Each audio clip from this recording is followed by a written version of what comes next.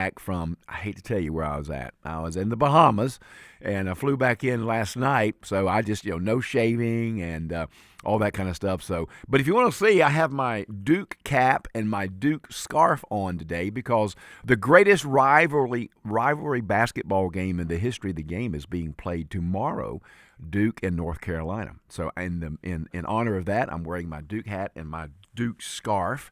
So if you want to check in YouTube, go to Access WDUN, click on the little camera thing, and you can see me live and in person with my Duke attire on. And I hope you'll like it. Hey, by the way, I have a question for you. While I was gone, I did eat pretty healthy. Let's rephrase that. I ate well, not necessarily healthy. How come it's so easy to gain 4, 5, 6, 7 pounds, over like 4 days, but then take 6 years to get it off? That just irritates the fire out of me. I don't understand why that happens. All right, well, look, we've got a great show lined up for you today. I've got a lot to talk about. I mean, a lot of audio for you. I want to play for you and get your feedback on. I would like to talk about, just various stuff. The SAVE Act is really in the news. We need to talk about that. That's an election integrity movement. We need to talk about that. And then I've got a great article from the Georgia Public Policy Foundation about, why is housing, so-called unaffordable? It's not maybe because of what you think. So I'll tell you more about that. And then I have a question for you. We're going to do some talk about immigration, but I really want to know. I really want to know, do you think all illegals need to go back, or do you think just the criminal and the worst of the worst should go back? We're beginning to get into that debate right now. There is a man outside the window hopping and yelling and saying, "Go Duke, go Duke, go Duke." Actually, that is Miles Coker, whose son, Candler, is a – I'll wait till he gets back in the car. That's Miles Coker, whose son is a former NCAA North Carolina Tar Heel champion. But, Miles, sorry for you tomorrow. It's going to be a long night. But I want to talk about that because, we're getting to this. People are beginning to debate now. Okay, is it time to pull back? Is it time to just get rid of the worst and not? I just want to talk about that. We'll talk about that today because I really would like to hear what you're thinking. You have some people who are pretty firm on both sides of that. And then I would like to also talk sometime today about your impressions or your feelings about middle school and high schools participating in ICE walkout protest during the school day. I'd just like to get your opinion about that and see what you think. And then another question I have for you today, listen, is everyone supposed to be able to live anywhere? Do you understand what I'm saying? We hear a lot about affordability. Is everyone supposed to live anywhere? Like, am I supposed to be able to live in downtown Buckhead if I wanted to? I mean, is that my right, or do I have to have some financial means to do that? Or is it just my right to live anywhere I want to? I think we need to talk about that because obviously everyone can't live anywhere. There are limits, and we can talk about that. But before we do anything else, we got to hear our kiddos because this is how we start our day off when I fill in for Martha. I pledge allegiance to the flag of the United States of America and to the republic for which it stands, one nation, under God, indivisible, with liberty and justice for all. All right, kiddos, thank you very much. All right, now, ladies and gentlemen, we're going to take a quick break, and when we come back, I'm going to jump into this story because several weeks ago, many of you texted me, some of you saw me at the coffee shops around town, and you asked me about where is the money coming from? How are these protesters getting paid? Who's paying them? Where is the money coming from?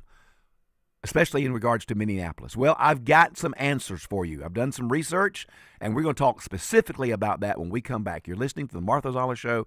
I am Tom Smiley. Stay tuned. When you need news anytime, day or night, get it from the source that's been delivering local news digitally for a quarter of a century. Go with AccessWDUN.com and the Access WDUN app, powered by North Georgia's News Talk, WDUN. All right, gentlemen, a little love advice just in time for Valentine's Day. And it is gold and diamonds from Gainesville Jewelry. You know, she's been talking about those Diamond Flex bangle bracelets, and Gainesville Jewelry has 50 in stock, specially priced at 20% off just for Valentine's Day. Plus, pick from dozens of heart-shaped earrings, rings, pendants, and bracelets, all discounted 20% or more. And you can get up to $50 a gram for your old gold jewelry. So make it a Valentine's Day to remember with a gift from Gainesville Jewelry, Jesse Jewell Parkway, Gainesville. While technology has certainly changed the way people do business, it hasn't changed the way we treat our customers. It's Mike Cormier, and at Hardy Chevrolet, we are as committed to excellent customer service as the Hardys were when they started the business here in Gainesville over 4 decades ago. When it's time for a new or used vehicle, remember what Charles Hardy always said. We love you and we need you. Together, let's drive. At Hardy Chevrolet, Brownsbridge Road in Gainesville, online at hardychevrolet.com. You already know Gainesville Mechanical for their award-winning HVAC service, but did you know they handle plumbing too? Because plumbing problems never happen in a good time, you need a trusted, experienced team there when they do. From small leaks to major repairs, Gainesville Mechanical is here for you with 24/7 no overtime rates through their Customer Assurance Maintenance Plan. Proud to be named Best of Hall for HVAC and plumbing, Gainesville Mechanical and Bryant, doing whatever it takes to keep North Georgia cool since 1989. Welcome back to Winter Hack Radio, the place for clever hacks to survive the season. Icy driveway? Well, try spreading sand or birdseed to help with traction. Snowy puppy paws? Well, grab a whisk, brush it off, done. Catch COVID-19? Well, just get... Actually, there's no hack for COVID-19. But if you test positive, prescription medications for COVID exist. Ask your doctor if they're right for you. Visit PfizerForAll.com to learn more. Sponsored by Pfizer. Hear that? That's Mike. He took ZQL Pure Z's, so now he's sleeping soundly on a Sunday night. ZQL Pure Z's are fast-acting melatonin gummies with a complementary botanical blend to help Mike get the sleep he needs to wake up refreshed and ready to conquer Monday. Let's do this Monday. ZQL Pure Z's, just for sleep. Really great sleep. These statements have not been evaluated by the Food and Drug Administration. These products are not intended to diagnose, treat, cure, or prevent any disease. Use as directed. Always here, always local. From the Access WDUN Hardy Chevrolet Newsroom, flags fly at half-staff over the state capitol and in Gwinnett County Saturday for a fallen police officer killed in the line of duty. Details at Access WDUN and coming up on North Georgia's News Talk. It's the Martha Zoller Show, presented by Gainesville Mechanical. From the Northeast Georgia Health System studio in downtown Gainesville on AM 550 and FM 102.9 WDUN. All right, we have lots of questions on the board for you, 770-535-2911. You can just send me your answer if you like, and I'll make a note of it. A couple of questions. Is it fair to assume that anyone can live anywhere? I mean, is that how it's supposed to be now? Everyone can live anywhere? Is it what do you feel about immigration? Should everyone who's here illegally go back, or just the worst of the worst, or something in between? So a couple of questions for you that I'll throw out there on the table. 770-535-2911. You can send in your reply. I've already got a text, and the text is very good. It said, "Welcome back, fill-in host." That's me. Where's my hook? Everybody wants to control the hook, but fear not. The doors are barricaded, and the doors are locked. All right, well, you asked for it, and I'm going to give it to you. All this talk about these protests in Minneapolis. Let me just tell you something real quick, ladies and gentlemen. I always say I want to inform you and maybe entertain you a little bit, but always tell you the truth. So under the categories of informing and telling you the truth, let me tell you this. Listen up. There is nothing organic about these protests in Minnesota. They're all structured. They're paid for. People are protesting, they're getting paid for it, and they have specific agendas. Many times these aren't even, people living in the area. Well, I have done some research, and I have found some about where the money is coming from. You've asked. Well, there is a guy named Roy Singham. Roy Singham is an American citizen, but he lives in China. He's a gazillionaire. And Roy Singham has been on the radar since about 1974 in regards to operations using this what they call black fund money. One of the alleged backers of these agitators is this Chinese Communist Party advocate. That's according to the article that I'm looking at, and you can read it for yourself if you'd like. Preston Mazel is the writer. And he says that that unfortunately, even though we know that Singham is propping some of this up and paying some money for this, it's really hard to get to him and his dark money networks because he's not on U.S. soil. But the bottom line for you right now, if you think this is organic, you are badly mistaken. Minneapolis is where the George Floyd riots began. Yeah. It's where the Black Lives Matter and Antifa riots began, where the looting began, where the firebombing of police cars began, where the violence began. And there has grown up an organized, funded resistance in Minneapolis that operates in many ways like a military force, operates with intelligence, operates with millions of dollars behind it, operates with surveillance, operates by targeting law enforcement agents, operates by sending people in to deliberately obstruct law enforcement. So that's exactly right. That's Ted Cruz. The Times reported that Singham has funneled over $250 million to dark money organizations in the U.S. with little footprints. And some of the organizations are vaguely named with office addresses like listed under a general post office mailbox. This 71-year-old citizen, according to the article, 71-year-old citizen Singham, resident, is presently living and sharing offices with a Chinese media company, which is also funded by Singham's money. I mean, as I mentioned, this goes all the way back to 1974. And this man, as well as others, they're propping up these protests with this dark money. This is not organic. This is not people who just, feel bad for your gardener who might be here illegally. This is not about your chef or your housekeeper who's here illegally. This is a specific operation, funded, structured, organized to create chaos and havoc and to promote the agenda of the Marxist, socialist, communist in our midst. I don't know why these people are so, they are getting paid, obviously, and it's their particular agenda and ideology. Why else would you put yourself in the middle of a moving car? So I'm telling you right now, that's some research for you. Look it up. Singham, that's his name. He lives in China, and he's funding a lot of dark money to these organizations. Here's how Joe Rogan put it just a while back.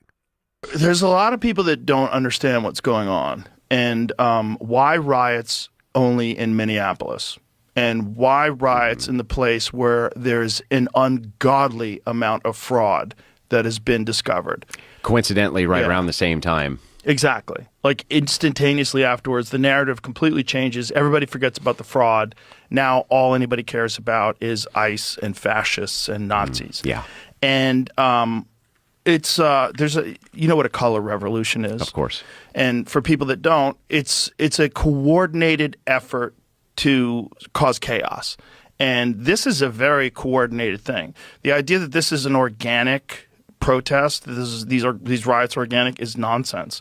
It's provably nonsense because now they have access to the Signal chats, so they know that these people. Cam Higbee, by the way, yes, he's been on the front lines of this. The Crucible has been a big supporter of that effort. My channel.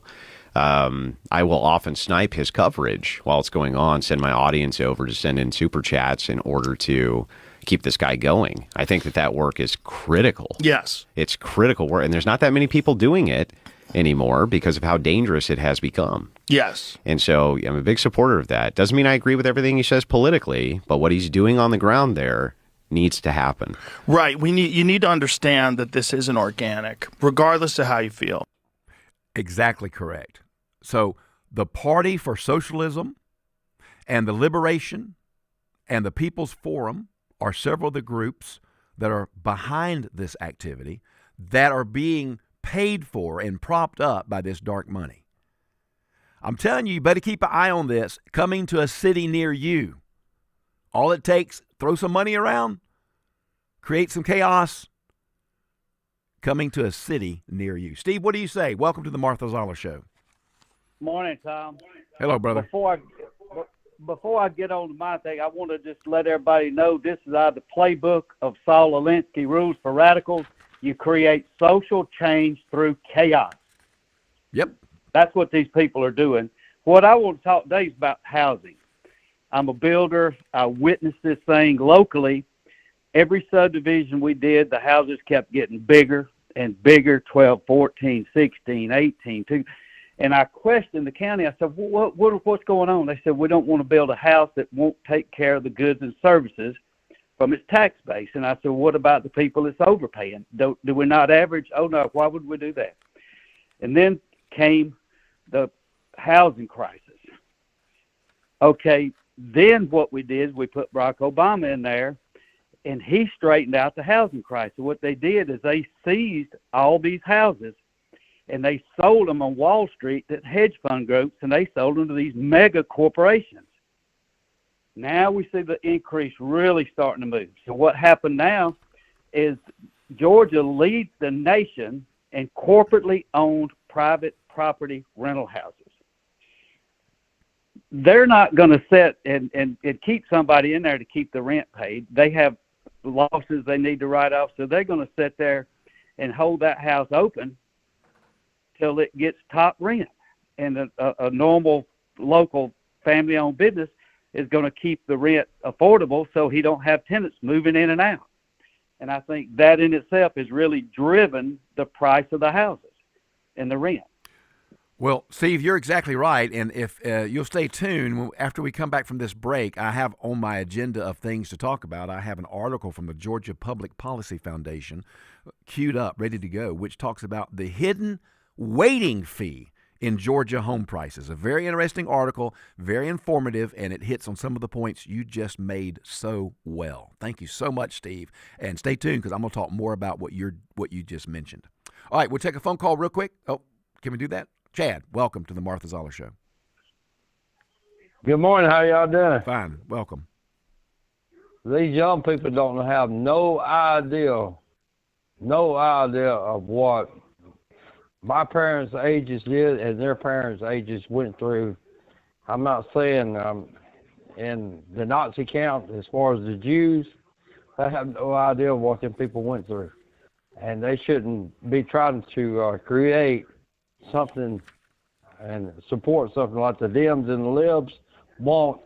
That's all they want. They want chaos, and they want that stuff back as far as Nazism.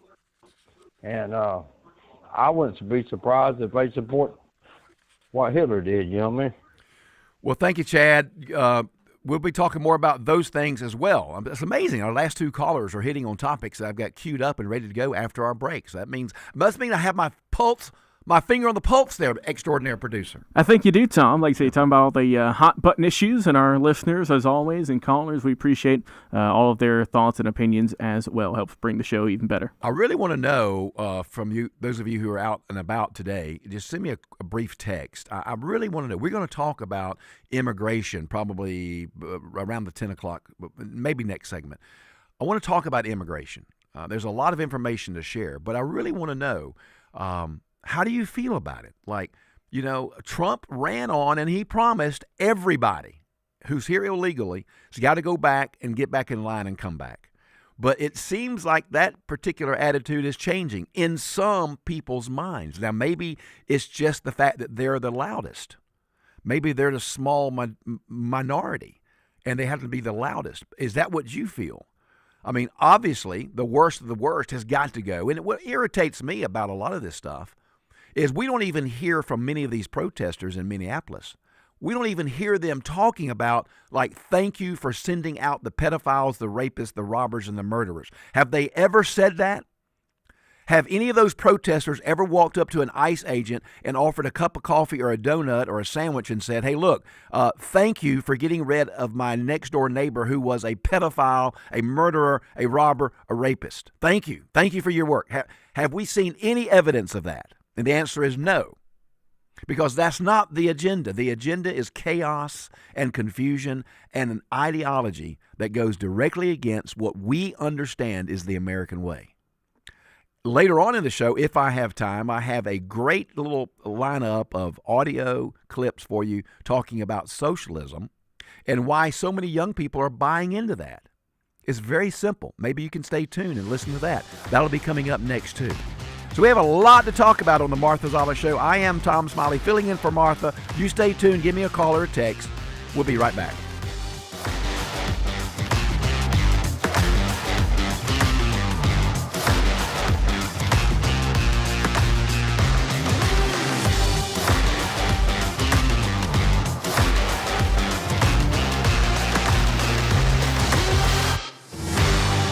Sometimes we get too much well-meaning advice for life's most difficult decisions.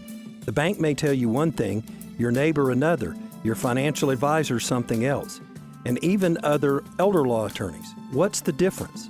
I'm Kevin Thorpe, and I'm not only an elder law attorney, but I've dealt with these issues in my own life for my parents and other family members. Sit down with me and experience the difference.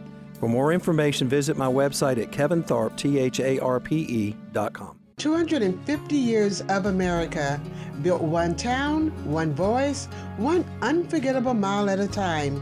This year, as our nation celebrates its 250th birthday, Travel with Anita brings those stories to life with Quarter Miles Travel. We're sharing the places where history still breathes, communities that shape the country, and landscapes that remind us of who we are. But these aren't just stories to hear. There are places you can go, roads you can travel, experiences you can step into. Quarter Miles Travel connects you to real destinations, real people, and real journeys waiting for you. Listen to us on air, online, and wherever you get your podcasts.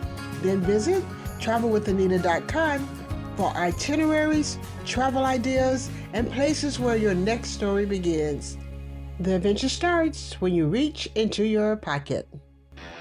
The Seattle Seahawks. Walker, a burst to the 5 and tumbles across the goal line for a Seattle touchdown. The New England Patriots. Fires end zone, outstretched hands, brought in, touchdown! Patriots! It was Stephon Diggs! It's Super Bowl 60, Sunday at 1 on North Georgia's News Talk. WDUN Gainesville, WDUN FM Clarksville, Gainesville. Always here, always local. It's 9:30.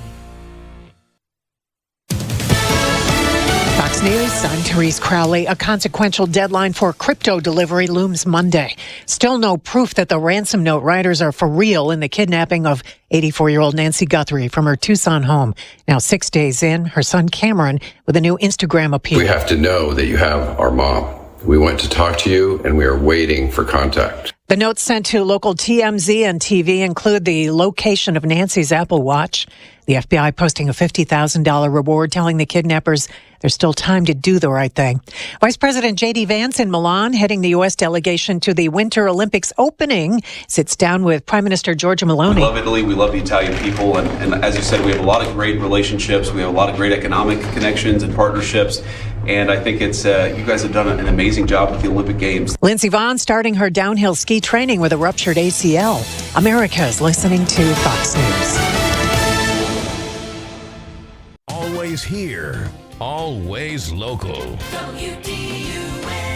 From the Access WDUN Hardy Chevrolet Newsroom, I'm Steve Winslow, and Habersham County's 2025 Commission Chairman has submitted his resignation early in 2026. Jimmy Tench submitted the resignation letter to the Board of Commissioners Wednesday, saying he was resigning for medical reasons, effective February 13th. Tench is the District 3 representative for Habersham County. The head of a local county's Public Works Department also announcing his resignation recently with a delayed announcement to the public. WDUN's William Daughtry explains. Jerry Baggett's resignation was not made public immediately at his own request as to not distract public works staff during the winter weather events. The resignation will be effective on February 11th. Assistant Public Works Director Mac Kuhn will help oversee operations to ensure continuity as the county begins the process of picking back its successor. Following a Gwinnett County officer's death on Sunday, Governor Brian Kemp has ordered flags to be flown at half-staff Saturday. WDUN's Lawson Smith explains. Flags will be at half-staff on Saturday at the State Capitol building as well as in Gwinnett County for Officer Pradeep Temeng. Temeng was killed by a suspect that he and Master Police Officer David Reed were investigating for fraud at a Holiday Inn in Stone Mountain. Temeng joined Gwinnett Police in July of 2024 and graduated from the Police Academy in May of 2025. Saturday is also the day of Temeng's service at 12 Stone Church in Lawrenceville. You'll find more news online at Access WDUN. Now here's your Access WDUN weather forecast. Mostly sunny skies. It is bright. We're going to end up in the upper 50s for highs this afternoon. Mostly clear skies. It will be chilly with mid-30s by early Saturday. From the Access WDUN Weather Center, I'm meteorologist Holly Strano. In Sugar Hill, 35 degrees. Jefferson with 36. And in Gainesville, 34. From North Georgia's News Talk AM 550 and FM 102.9 WDUN. Won't you join me for a moment in praising the faithfulness of our Lord and Savior? Psalms 100, written by David.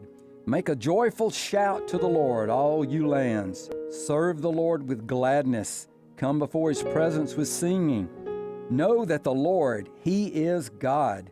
It is he who hath made us and not we ourselves. We are his people and the sheep of his pasture. Enter into his gates with thanksgiving and into his courts with praise. Be thankful to him and bless his name, for the Lord is good.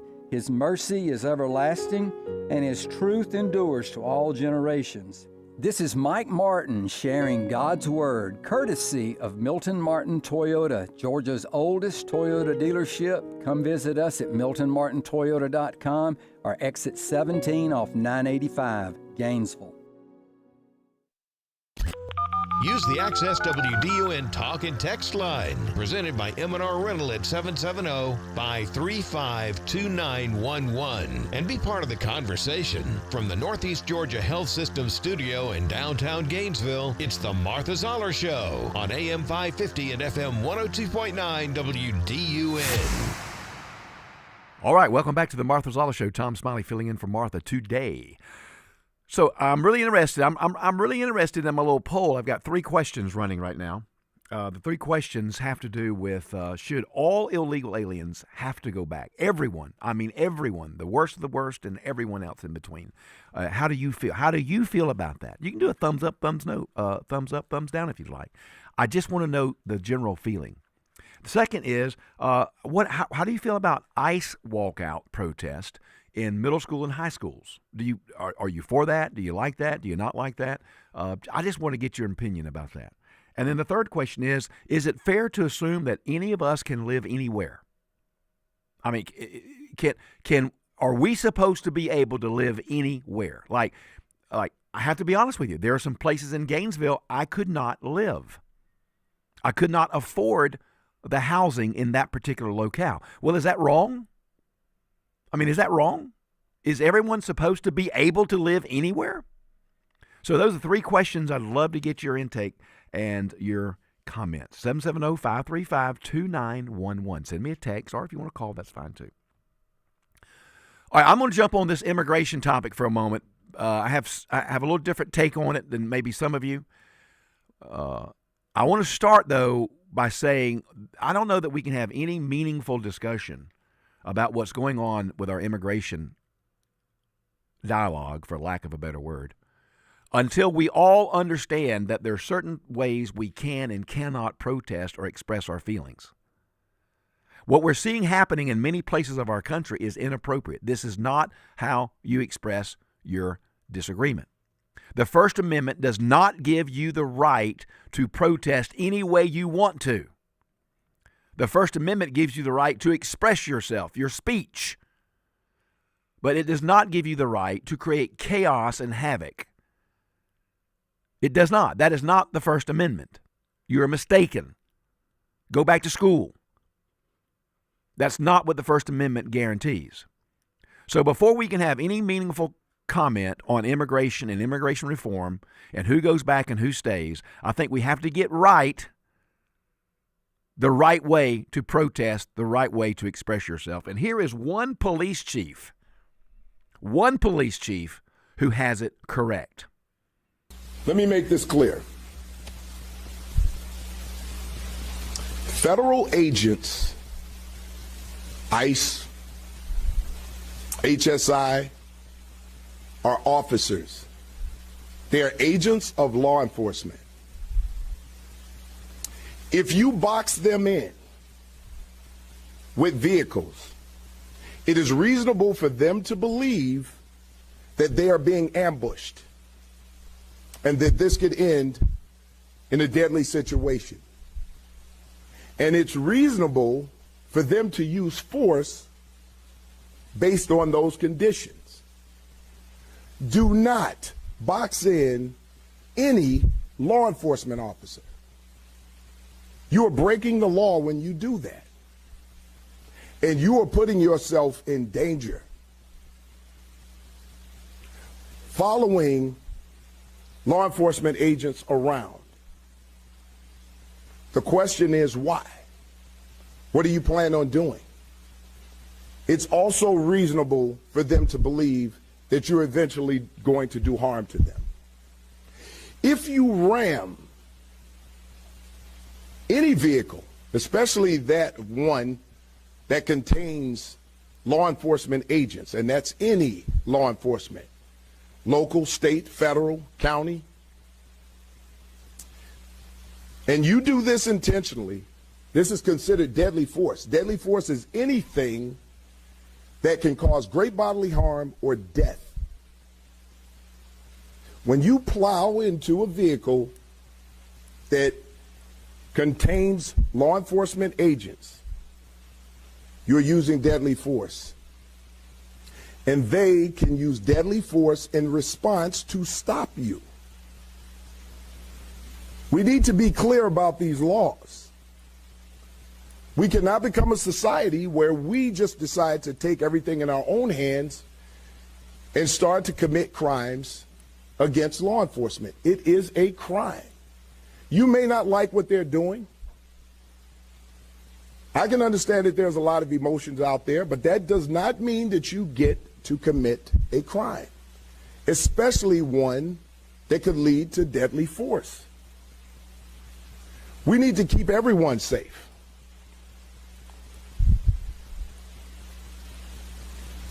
Our responsibilities when it comes to federal agents, and I've been asked these questions, we do not interfere with the duties and responsibilities of federal agents.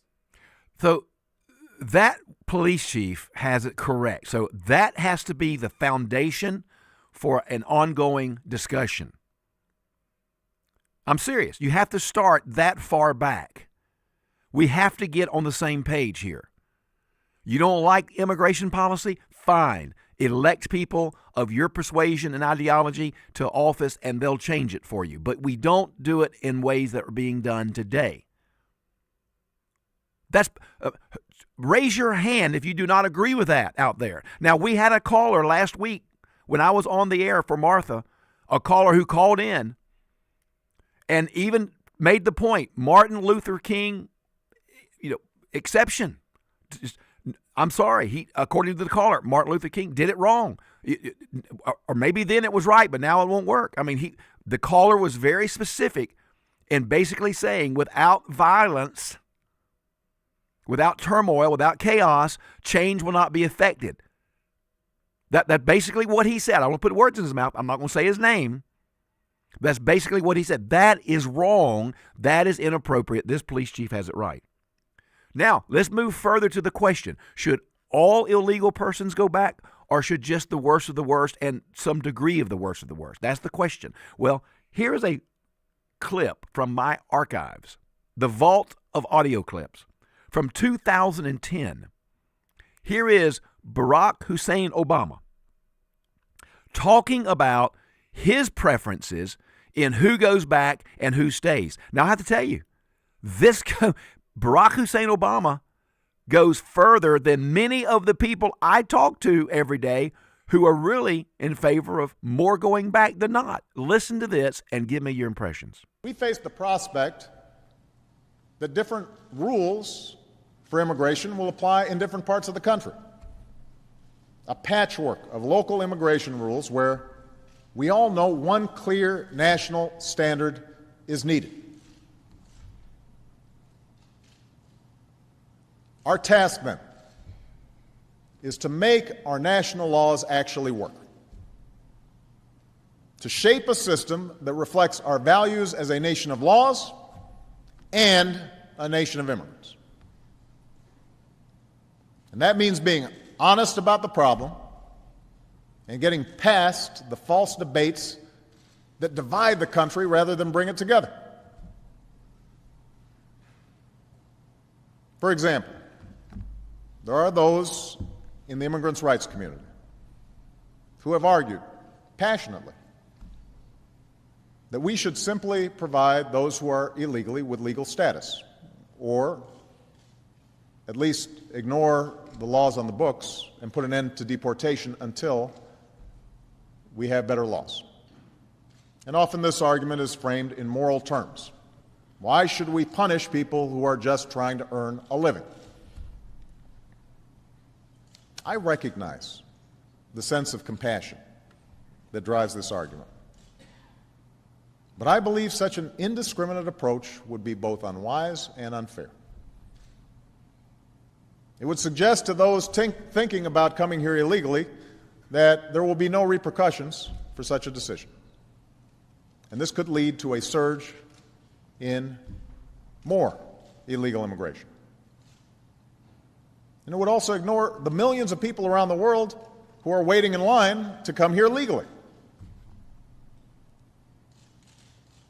Ultimately, our nation, like all nations, has the right and obligation to control its borders and set laws for residency and citizenship.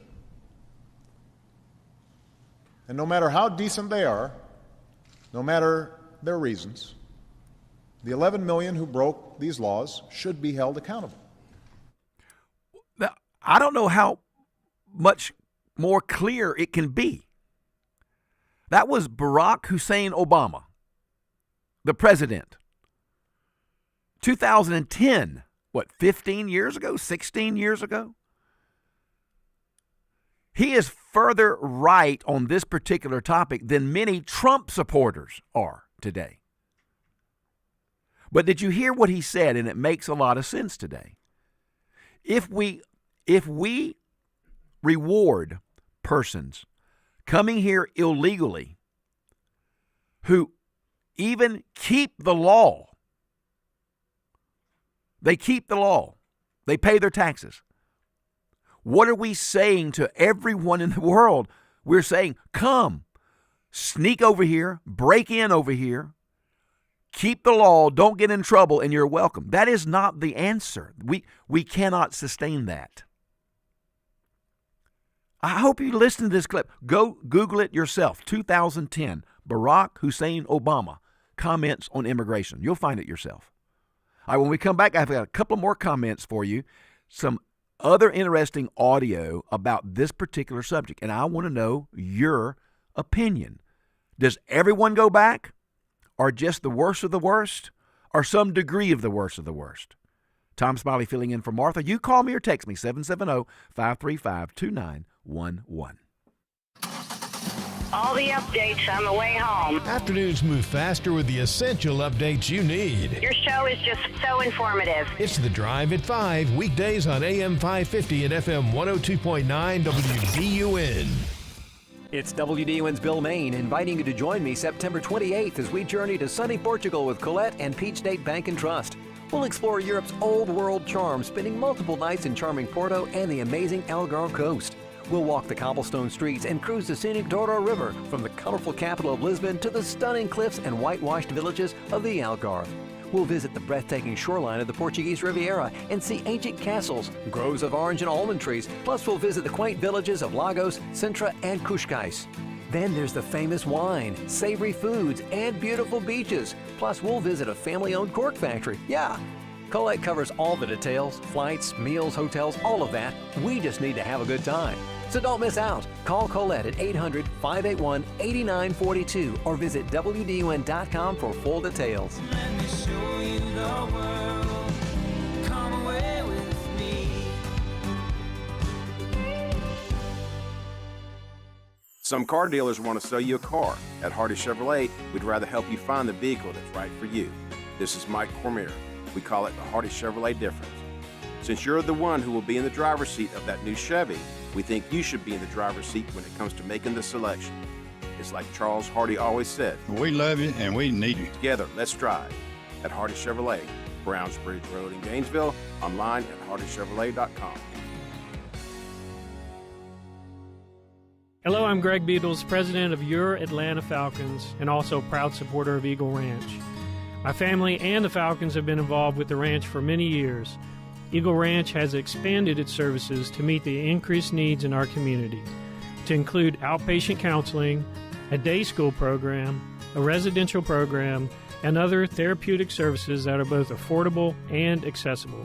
Learn more at eagleranch.org. That's eagleranch.org. Hey folks, Todd Starnes here. When it comes to keeping pests out of your home, Mark Turner at Select Pest Control has it figured out. As the name implies, you get to select whether you want their professional team to take care of those pesky pests, or if you'd rather do it yourself, visit their retail store on Browns Bridge Road in Gainesville. Since 1993, Mark and his great staff have offered professional service, products, and advice to North Georgia. Visit them online at selectpest.net, or better yet, stop by Select Pest Control today and tell them Todd sent you. Always here, always local. From the Access WDUN Hardy Chevrolet newsroom, a developer withdraws initial plans for rezoning requests in Flowery Branch over a proposed townhome development. Details at Access WDUN and coming up on North Georgia's News Talk. It's the Martha Zoller Show, presented by Gainesville Mechanical. From the Northeast Georgia Health System studio in downtown Gainesville on AM 550 and FM 102.9 WDUN. All right, welcome back to the Martha Zoller Show. Tom Smiley filling in for Martha. So we're back on our topic of immigration. So the next issue I want to talk to you about is understanding where all of this started. You see, I think you have to build your foundation up. So we start, as I said, with understanding what's appropriate, what's not appropriate when it comes to protest and disagreement. And then we understand, okay, there are some specific issues we have to resolve. Who goes back? Et cetera, et cetera. And then we have to realize, okay, well, before we can fix it, let's understand how it started. This is how it all started, ladies and gentlemen.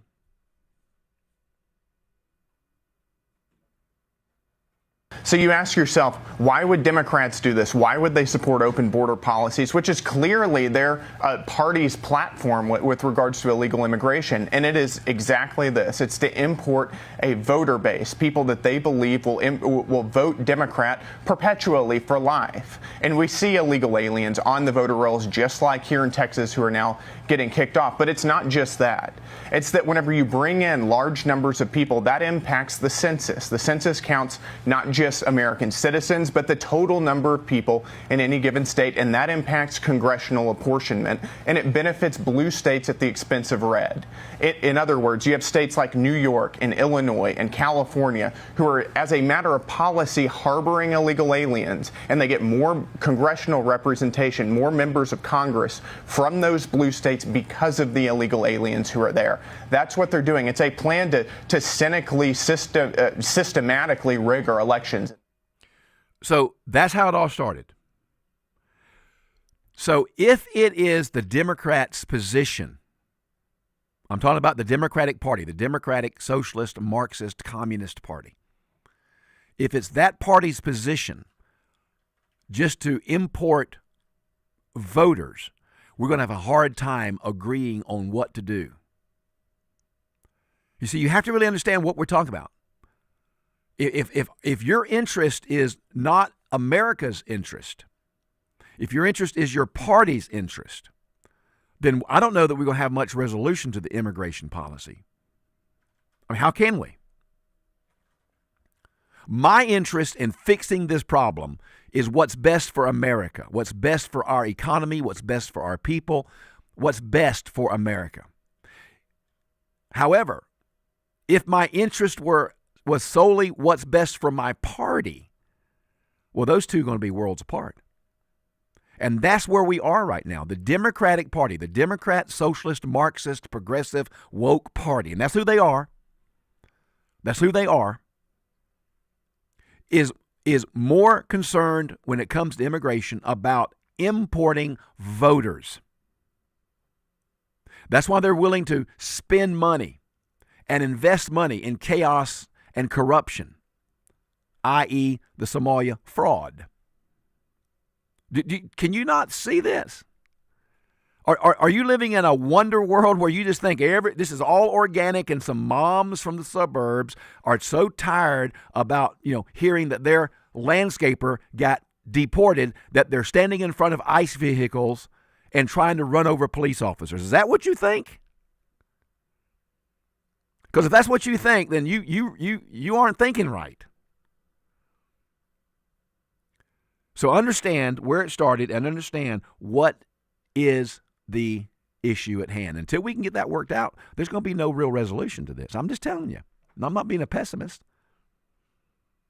Now, John Kennedy, Senator Kennedy from Louisiana, he reminded us, he has reminded us many times, that we are constantly told no one is above the law. Well, if no one is above the law, why are we allowing people who broke the law to continue to live without consequence?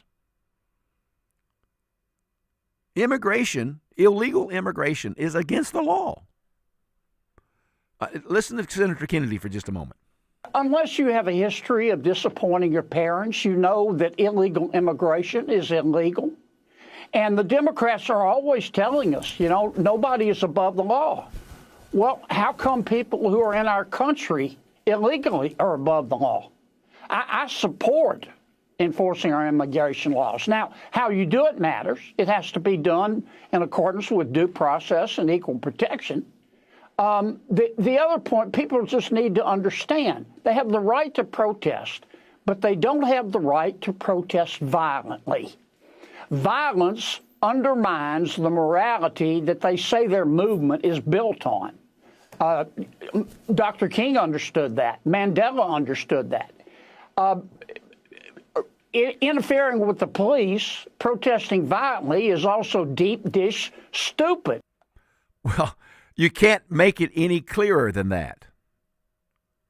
I mean, so you see, what we have here is not an effort to solve the problem, because we have two different ideological opinions at work here. We have the socialist, Marxist, communist party funded by the Mr. Singham guy, supposedly, who is a resident of China. I mean, that's what the article says. And then you have Americans who want what's best for our country, and those two things are colliding. So what is the answer? I mean, what is the answer? So we get right back to the question I asked at the beginning of the hour. Where are you on this issue? Everyone goes back, or just the worst of the worst, or just some degree of the worst of the worst? I mean, it's a very important question. I'd like to know what you think. 770-535-2911. You can just send me a text. I've gotten some. I'll read them in a moment. Now, J.D. Vance, I will tell you, makes it very clear where he stands. I mean, do you even know what the vice president thinks about this, where he stands? I mean, this may surprise some of you. Let's say, for example, we have a criminal migrant who is a sex offender. And let's say that we've got to go and arrest that person who, Democrat or Republican, wants a sex offender living in their community. I would hope that most people don't. But because they're an illegal alien, we don't know their last address. We may have known their address 3 years ago, but we don't know their address now. What we'd like to do is talk to local officials and say, you know what, according to the Medicaid rolls, where was the last address this person was domiciled? Or according to a SNAP application, a food stamps application, maybe that could give us insight to where this person is today. Or maybe they had some local court trouble. We could go to the local courthouse or even the local jail and try to find where this criminal sex offender is today. The local authorities have been told, do not cooperate. So these guys are trying to go out and enforce the law. They're trying to arrest sex offenders, but they're trying to do it in an environment where local officials have been told, do not help them, do not provide intelligence about where these sex offenders might be. This is disgraceful. It is. And what's disgraceful is not working with the federal agencies. And this is why you have the problems you have in Minnesota, because the local law enforcement agencies, the mayors and the council people and all that and so forth and so on, are not cooperating. Do you understand, ladies and gentlemen, do you understand why we're having so much violence? The protesters obviously are creating the chaos. But when you don't cooperate with ICE, ICE has to do it all itself, by itself. All right, we've got a very special phone call coming up at 10:03. I want you to be listening for that. You'll enjoy it. We'll be right back.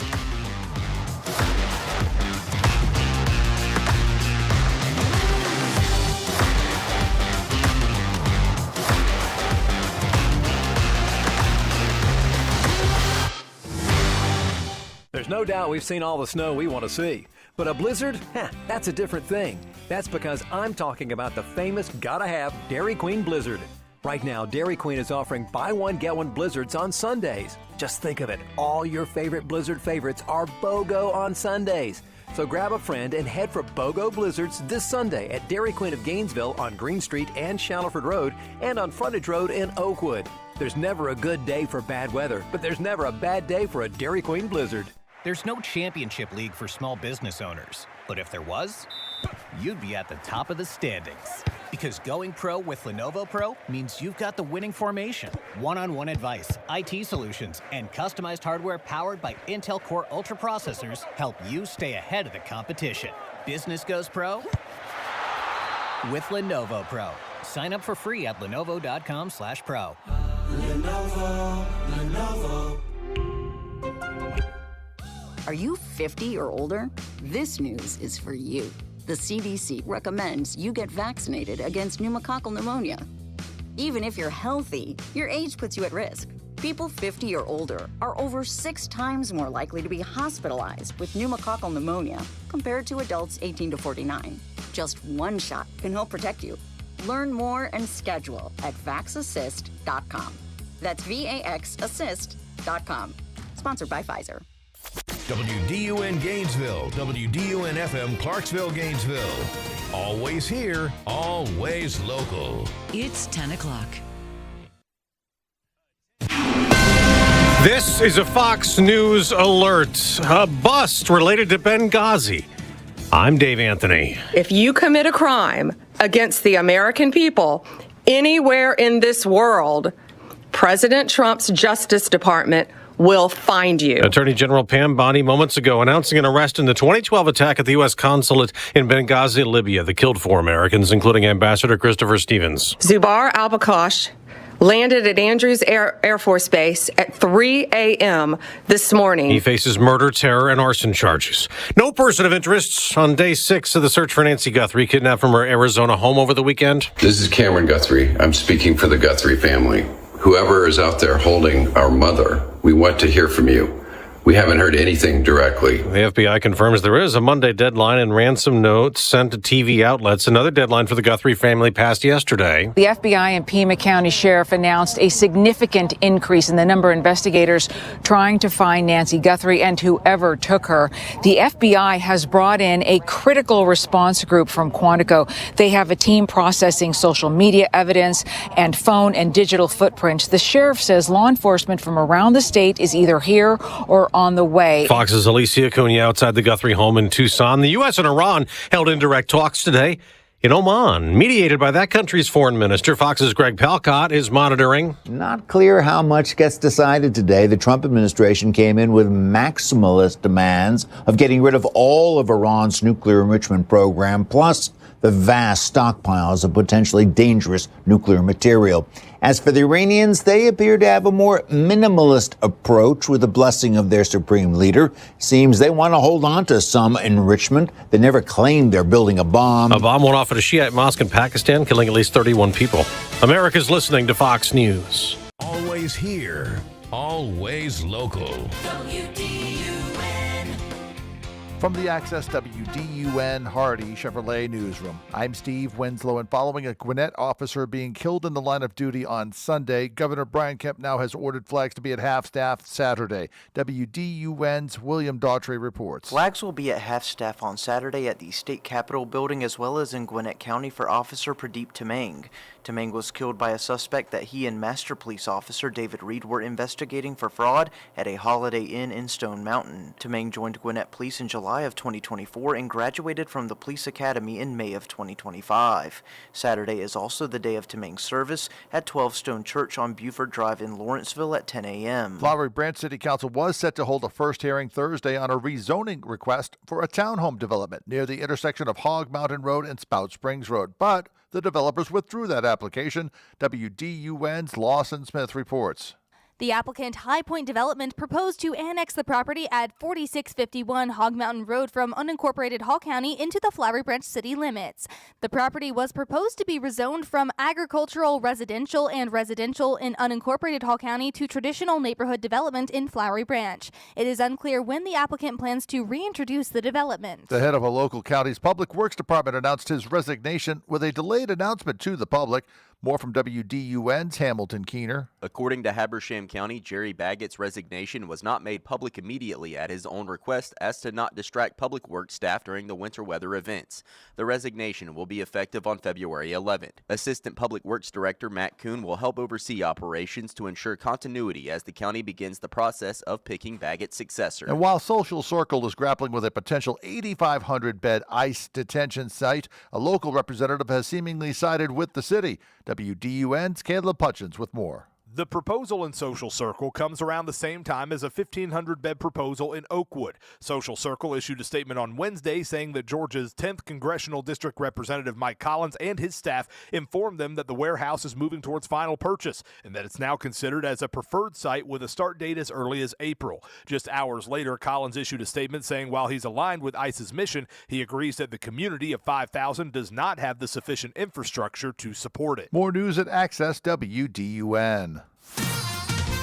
Now here's your Access WDUN weather forecast. Good Friday morning, North Georgia. Mostly sunny skies. It is bright. We're going to end up in the upper 50s for highs this afternoon. Quite an improvement from the cold start we had. From the Access WDUN Weather Center, I'm meteorologist Holly Strano. In Ellijay, 33 degrees. Suwanee, 36. And in Gainesville, 35. From North Georgia's News Talk, AM 550 and FM 102.9 WDUN. Rise and shine with M&R Equipment and Rental. Your project success is our first job of the day. Whether it's landscaping, construction, or home renovation, we've got your back with our wide range of high-quality tools and equipment. We make starting your day easy. Simply pick your tool, choose your rental period, and get down to business. No job is too big or small. From saws to skid steers, we've got you covered and at prices that won't break your budget. Visit us at mnrrental.com. We're here to help you build a brighter tomorrow. Spring is just around the corner, and the last thing you want to do is spend all your weekends on yard work. Echo Power Equipment takes the hassle out of work, so chore time won't get in the way of your time. Find your own trusted professional-grade Echo equipment at Howard Brothers. They have the best equipment selection and price available. Their team is ready to serve and to help you plan your spring the right way. The grass is always greener when you take care of it with Echo and Howard Brothers. From the Northeast Georgia Health System studio in downtown Gainesville, it's the Martha Zoller Show. Talking the issues and filling in for Martha, it's Dr. Tom Smiley on AM 550 and FM 102.9 WDUN. Always here, always local. Well, welcome back, ladies and gentlemen. I am Tom Smiley filling in for Martha, and I want to get right to the phone because I have, to be completely honest and upfront with you, a friend on the line. Superintendent Will Schofield, superintendent of Hall County School System, I consider him my friend, and I am grateful for his good work. And I called him earlier this morning and said, hey, could you just come on and just talk about maybe something that's on your mind regarding our school system and different stuff? And he was so gracious. He can give us a few minutes. He has some meetings. So, Superintendent, thank you for taking the time to be on today.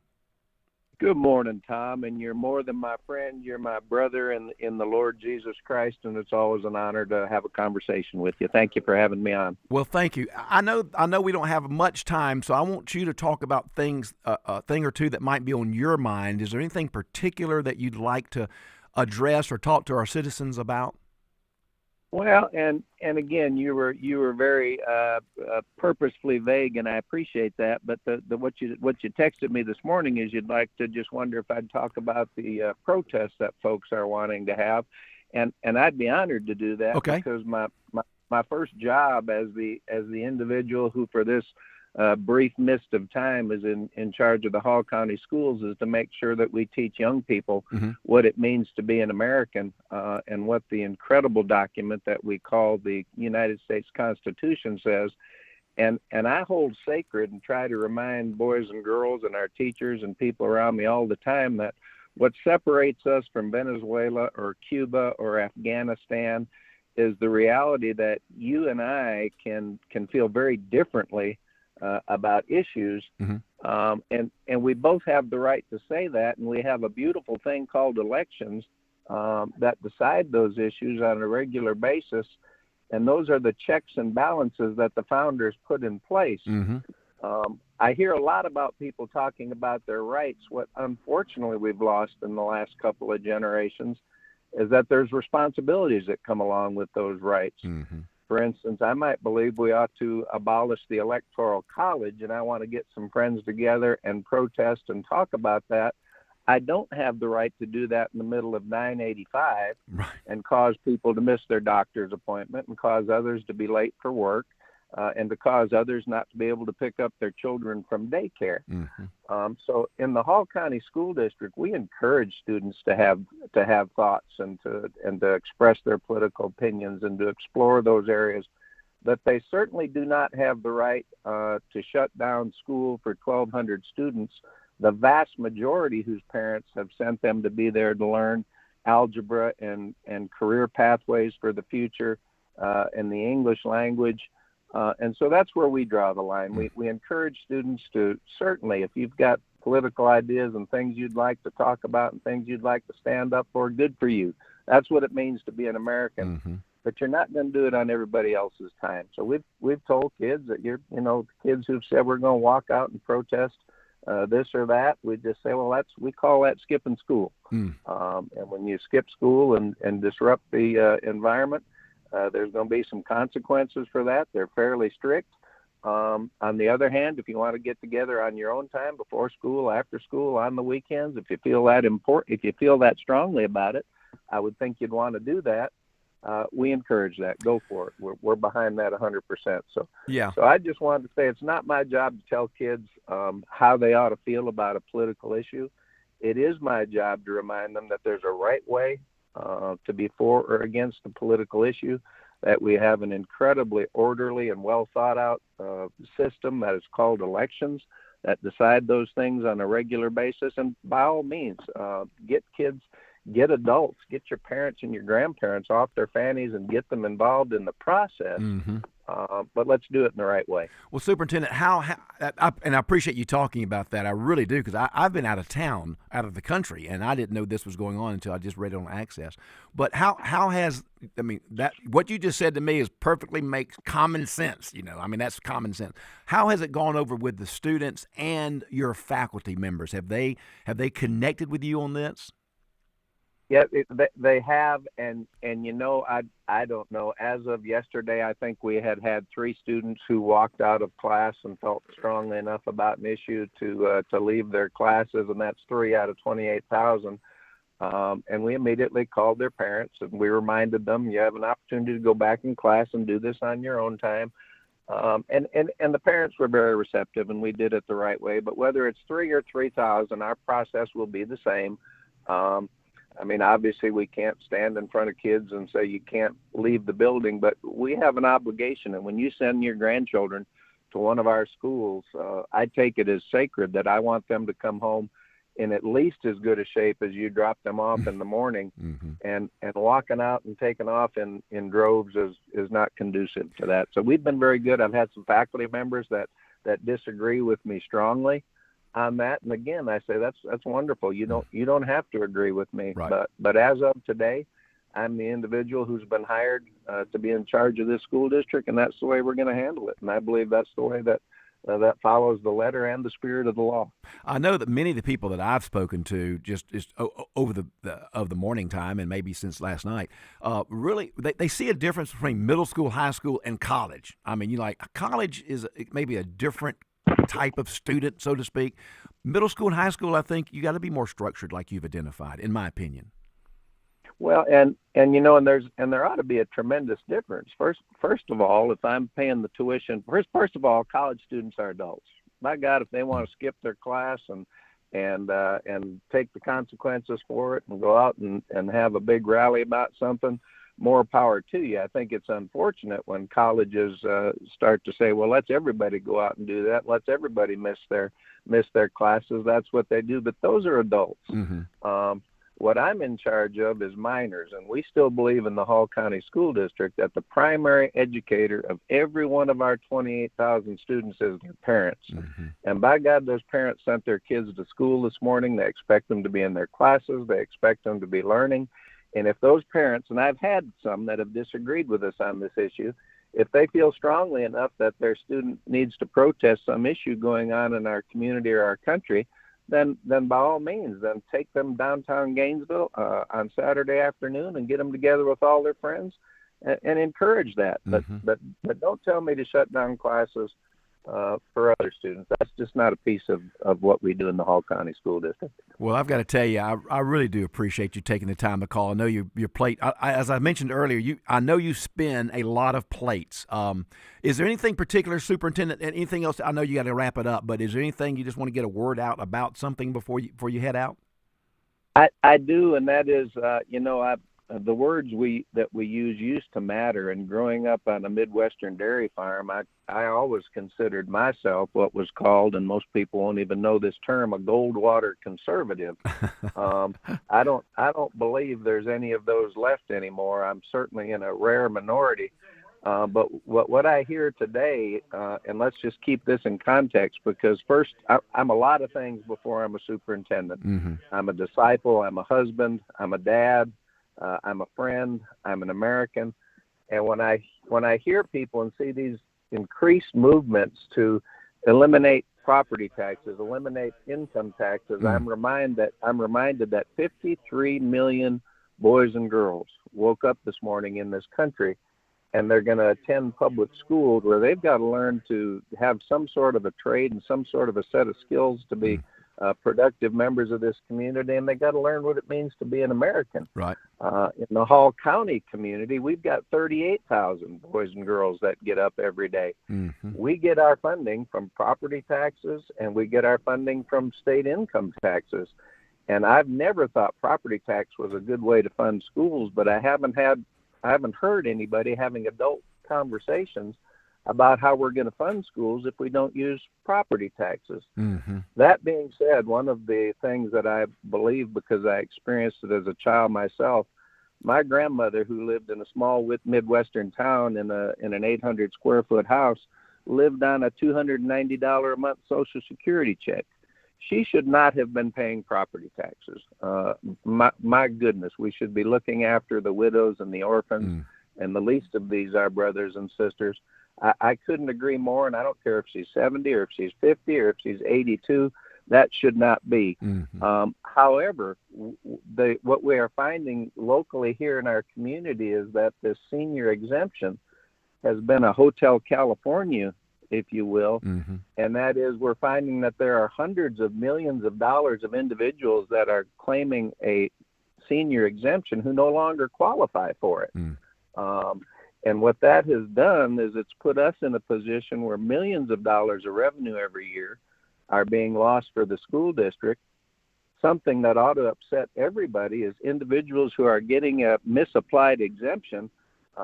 Their taxes are being paid by the rest of us. Mm-hmm. And I'm just not finding enough urgency amongst our other local leaders to say this is wrong and this needs to be corrected yesterday, and we need to be asking the question, how can we make up for some of this? So that's just an issue that I just want to make clear that this Board of Education in Hall County, myself, we certainly believe that individuals who are struggling and our senior citizens ought not be paying taxes, but we ought not have properties on the books for 10 years, 20 years, 30 years receiving senior exemptions that no longer qualify for it.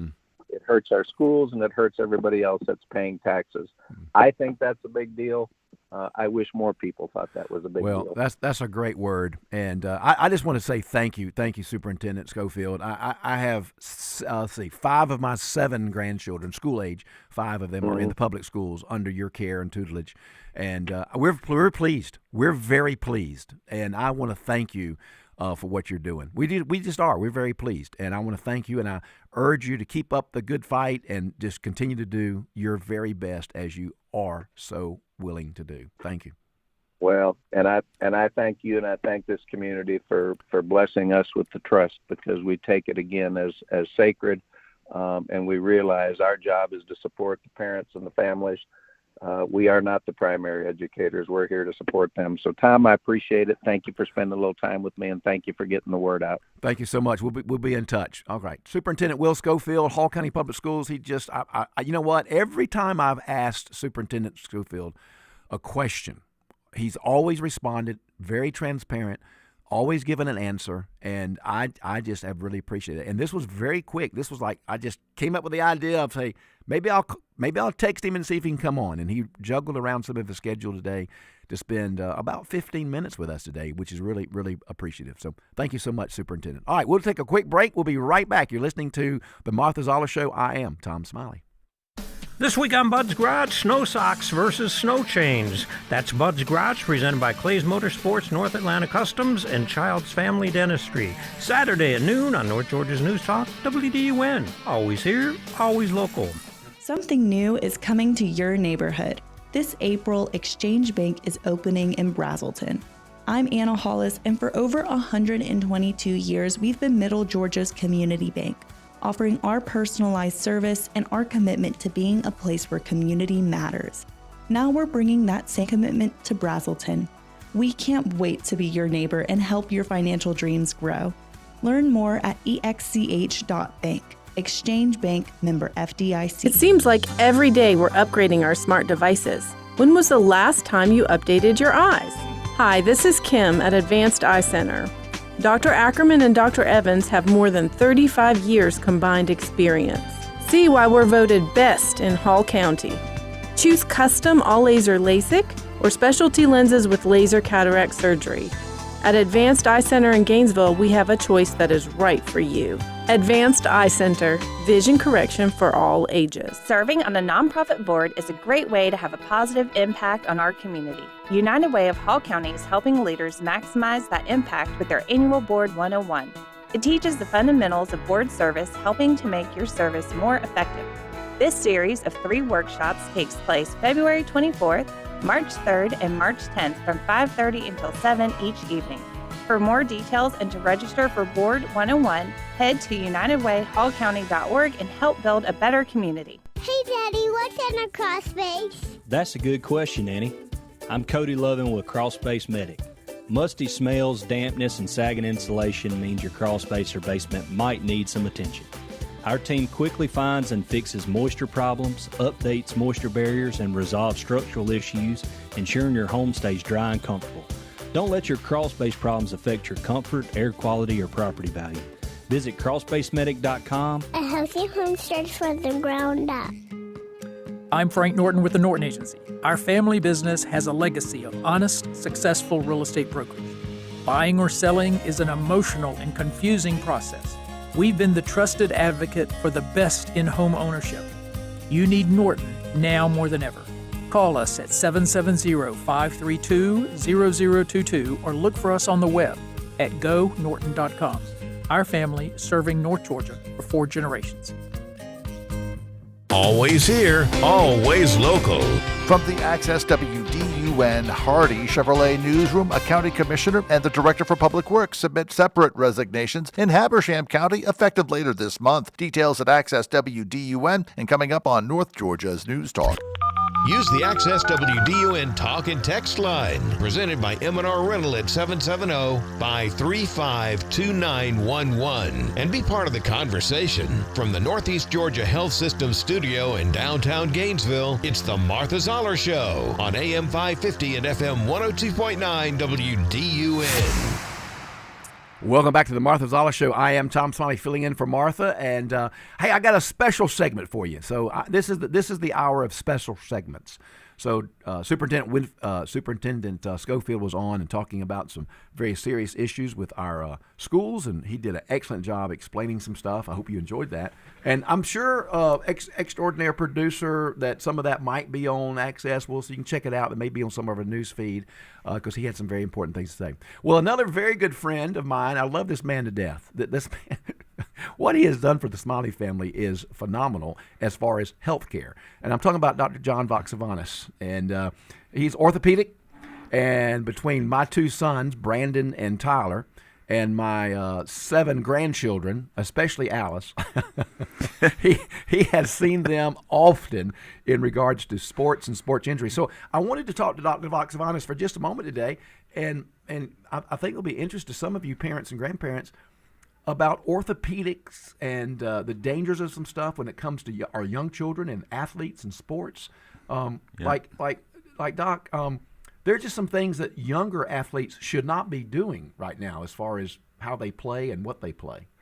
Yeah, it's interesting, Tom, because, I'm 54 years old. I graduated high school in 1989, and I don't remember any friends of mine going through the stuff that we see high school kids going through now, injury-wise. I don't remember a single friend that I knew in high school having knee surgery, shoulder surgery. They had tonsils out, wisdom teeth out, appendix out. Mm-hmm. That stuff just didn't happen. So why all of a sudden in 2026, pretty much it's almost guaranteed from every high school team there's going to be someone that has surgery. I mean, that's crazy, So I think a lot of it is every sport is year-round now. Mm-hmm. Every sport has travel season, school season. Kids are playing multiple sports, and the demands are the same from each of these sports. They never have time to rest. No one wants to, quote, get behind. Yeah. Parents are like, well, if Johnny down the street is doing it, then my son's going to do it too, right? Right. And kids are still, through their high school years, they're still developing, they're growing. They're not adults yet. The body's not an adult body, and it's prone to these injuries. And a lot of these injuries are just from overuse. Yeah. And it's crazy to say that kids are overusing things that you think of like our age. Right, yeah. Right? Yeah. But it's happening. Well, you have I know your particular practice. Y'all have the walk-in clinic. We do. I mean, and I've gone there several times with my grandchildren. Yeah. And I mean, there's a crowd. Yeah, there's a crowd every day, and it's interesting because my practice is kind of split into 2 groups. I do joint replacements, which are on older population when stuff wears out. And I do sports arthroscopic surgeries on younger population, which is injury related. So I see, it's kind of nice because I see the whole spectrum. I see high school kids and I see, grandma and grandpa. So I think a lot of people need to hear again what you said about just overuse. Yeah. I mean they're playing year round. And then also, what do you feel about the benefit of playing multiple sports instead of using just the one sport? Yeah. I mean, there's definitely debate and how early should kids specialize in one sport, right? I think, unfortunately, and all of us fall victims of this. You know, every parent, you know, thinks their kid's going to be the next, you know, Michael Jordan. Yeah, Michael Jordan Yeah. or whatever, you know. And so we just push. And a lot of times I think we live through our kids' successes, right? And but that push can be a negative thing. And I think I don't know that debate has been settled. You know, should kids play multiple sports? Should they specialize in one sport? But I do think that it's important for growing kids to have a period of time where they can just be kids and rest. Yeah. There's definitely a difference between playing pickup ball in the backyard or on the driveway. Like we grew up doing. Yeah, exactly. like I grew up doing. Exactly. We didn't have travel ball. We didn't played either. our regular seasons, and then we played in the backyard. So, yeah, because we still played all the time, right? But pickup ball in the backyard is different than travel ball. Well, we got about 30 seconds before we take a break. I want to get you just. I know I said one segment, but when we come back, I want to ask you a very important question to many listeners when we come back after this break about pickleball. Okay. Because I know you've seen some pickleball injuries to this safe senior sport, and I want to talk about pickleball as well. Okay. So we got Dr. John Voxavanis with me today, and we're so very happy to have him with us. And as I mentioned, folks, we use the walk-in clinic a lot, and he humorously said, you know, like 2 more times this week, I'm gonna have to call Family and Children Services. So, but we'll be right back, and you stay tuned. Just some fun stuff going on, and we'll get back to some of our serious talk here in just a moment. You stay tuned. You're listening to the Martha Zoller Show.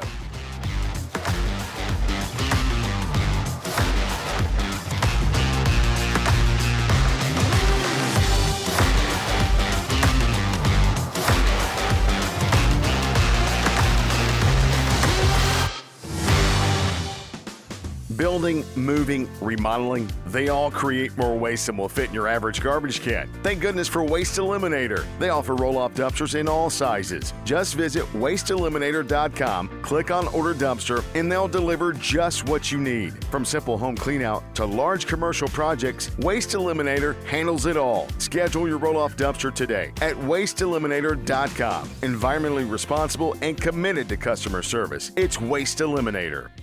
This President's Day, Pure Talk is honoring Jackson and Lincoln by offering unlimited talk, text, and plenty of data for just $25 a month. Meanwhile, Big Wireless is honoring Ben Franklin by charging families hundreds of dollars for the same 5G coverage. What? Franklin wasn't even a president. Hang on to those Benjamins. Dial pound 250, say Mike Rowe, and save 50% off your first month. That's pound 250, Mike Rowe, to switch to an American wireless company that's truly unprecedented. Pure Talk. Are you a fraud-paying American? 1 in 4 tax-paying Americans have been victim of identity fraud. With LifeLock, your identity, if it's stolen, they fix it guaranteed or your money back. And last year, billions in refunds were stolen. Could be from your salary, overtime, or second job. Gone. But this year, you don't need to stay a victim. Because this tax season, fraud-paying American is something no American should have to claim. Save up to 40% off your first year with the promo code BECK. Visit LifeLock.com. Terms do apply. The Seattle Seahawks. Walker, a burst to the 5 and tumbles across the goal line for a Seattle touchdown. The New England Patriots. Fires end zone, outstretched hands, brought in, touchdown, Patriots. It was Stephon Diggs. It's Super Bowl 60, Sunday at 1 on North Georgia's News Talk. WDUN Gainesville, WDUN FM Clarksville, Gainesville. Always here, always local. It's 10:30.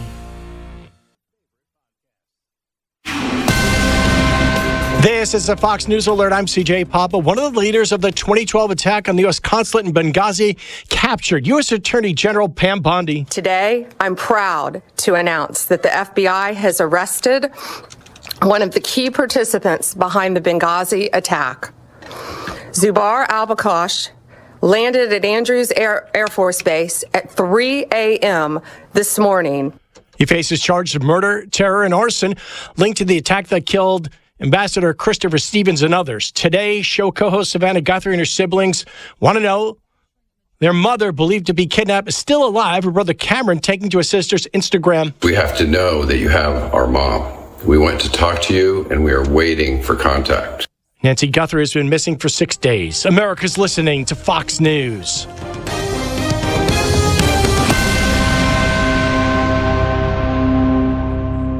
Always here, always local.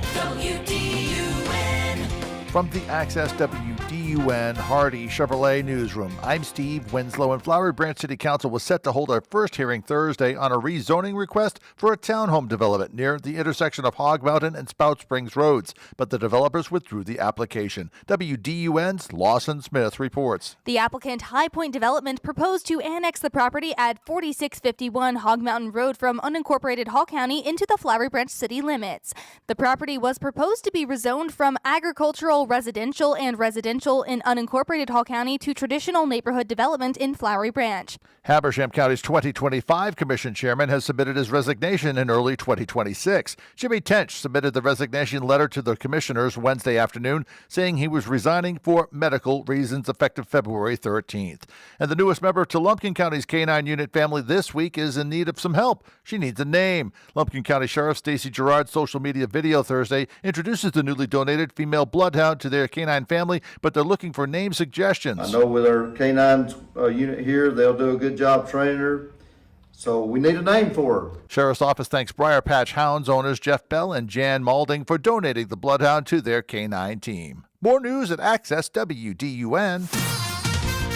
Now here's your Access WDUN forecast. Good Friday morning, North Georgia. Mostly sunny skies. It is bright. We're going to end up in the upper 50s for highs this afternoon. Quite an improvement from the cold start we had. Mostly clear skies. It will be chilly with mid-30s by early Saturday. From the Access WDUN Weather Center, I'm meteorologist Holly Strano. In Tiger, 35 degrees. Decula, 40. And in Gainesville, 38. From North Georgia's News Talk, AM 550 and FM 102.9 WDUN. Spring is just around the corner, and the last thing you want to do is spend all your weekends on yard work.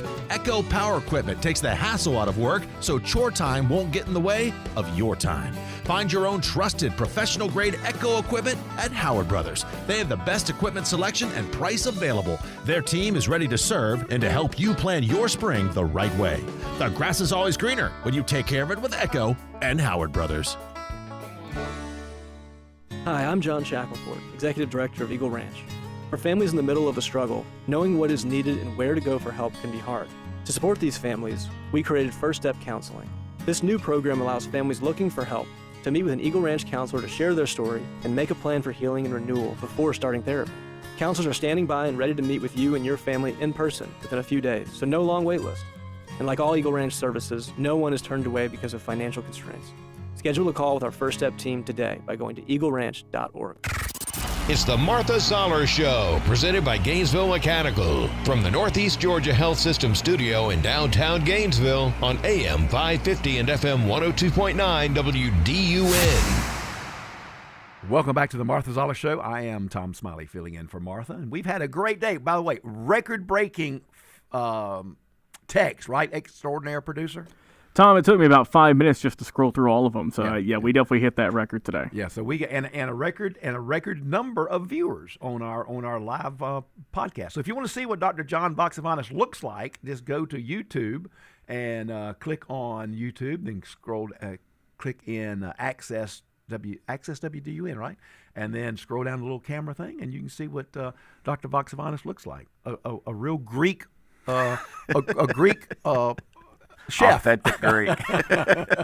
All right, before we go, I got just a few minutes. I got to move on to some tech. We got a lot of these texts I got to get to after a while. But before I let you go, tell me about pickleball, because that really has come on strong, and it's good for business. Yeah. So what do you see? I mean, these are senior citizens, senior adults. What are you seeing? You know what though? High school kids are starting to play pickleball. Mm-hmm. I mean, I guarantee you, it'll be an Olympic sport in the very near future. Yeah. I think it's great. It's a sport that anybody can play. Mm-hmm. You can play at fast pace, you can play at slow pace, you can play singles, you can play doubles, you can play really competitive pickleball. There's a professional pickleball league now that retired pro tennis players are playing in. Right. You know, so one of the things that I preach to my senior patients is happy seniors are those who find ways to stay stimulated mentally and stimulated physically. And pickleball gives them that avenue. And a lot of them are former tennis players that aren't physically able to really play tennis anymore. They play pickleball. You know, I think it's fantastic. I'm kidding about it's good for business, but I think what are some of the common injuries you see? A lot of knee injuries, I think, because it does involve some twisting, knee and shoulder probably. But I think injuries are going to happen. Shoot, with the snowstorm and the ice storm. How many broken ankles and stuff did we see? Right, injuries are going to happen. Yeah. I think pickleball is great especially for the senior population. Yeah. Man, so good to see you. Thanks see for you stopping in too. for a minute and sharing with us. I really do appreciate the segment we just did earlier about kids and sports. I'm telling you, you're spot on that. You are spot on in regards to. I think they're doing too much. They are, and they need to pull back. Especially, it's our fault. Yeah. It's the parents' fault. What is the age that is it before they become a senior, or is they're still growing and developing, body wise, ligament wise, muscle wise, all that up to through high. Some don't finish until college. Yeah. But especially, I think it really starts happening middle school and then definitely through high school. Yeah. Well, What do you think? Do you have a good feeling, a good sense of the training that they're getting in the weight rooms and and all that kind of stuff? Or you sense that that's being done well? Some programs are better than others. I think the programs that do a good job do sport-specific weight training. I think it is a mistake to have all the kids in every sport, lift weights like the football players do. Yeah. I think that's not ideal. So more sport-specific strength training is better for the kids. And real quick, what do you think about growth hormones to try to add an inch to your kid? I think that's pushing the envelope and asking for trouble. I think, God's going to determine how tall you're going to be. I don't think that's for us to try and mess with. I think you're asking for potential side effects and trouble. All right, last question. Do I get any free coupons to the Greek Tavern, Greek Tavern? for you being on today? That's going well for you. All you got to do is call me. We'll go have lunch or dinner anytime you want. Yeah, it's doing great. We'll bring extraordinary produce over there. There you go. Logan, you like Greek food? I got to try it out. I have not been to the Greek Tavern yet, but like I say, if throw a couple coupons in, we'll be up there in just a little bit. Radio people are all about coupons, Doc. I got to tell you. Well, everyone's about free food, right? Dr. John Voxavanis with us, my friend, and man, he's been in the area. How long have you been here? 23 years. Wow. And your precious wife, Sherry. Everyone loves and knows Sherry. Everybody loves her. That's right. All right. Well, thanks for being with us today. God bless. Appreciate you being on. Thank you, Tom. Can we take a quick break real quick? We'll come back and do my text and finish up our talk on immigration. We'll be right back. You're listening to the Martha Zoller Show. Thank you, John. President's Day is right around the corner. Now it's time to learn about presidents with Georgia Connections here on Travel with Anita and Friends. Join me Saturday at 1 to hear all about it here on WDUN. Always here, always local.